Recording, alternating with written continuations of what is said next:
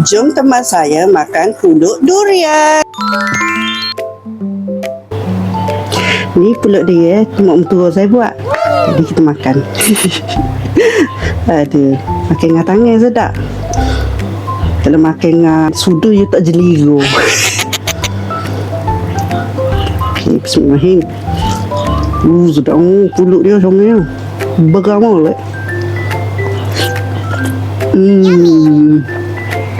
Dah. Kuah sate pun lemuk molek. Tak molek. Pulut ni ya tak lembut mana, tak kerah mana, just nice.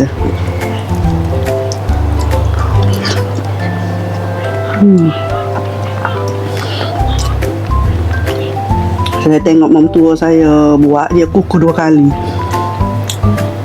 Dia kukuh guna ngukuh kat dapur ni. Mak tua saya tak nak dalam ni.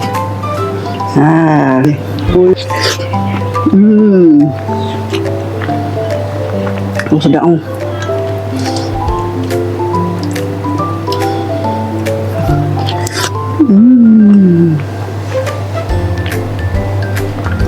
Oh, ni kan musa dia. Adiknya makan lah.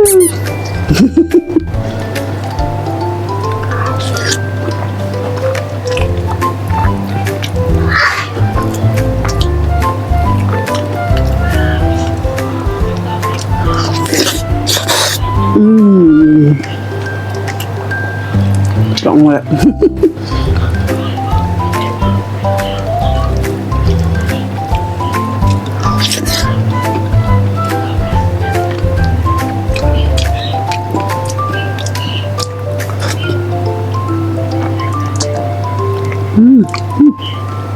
Pek oleh. Butik pek.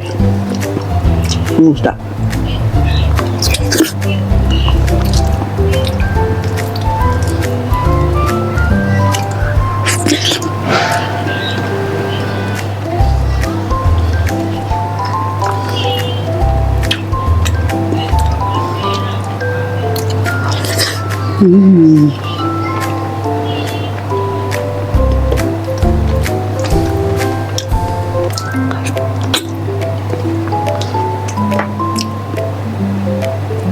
Jangan lupa subscribe, like, komen, share video ini. Terima kasih.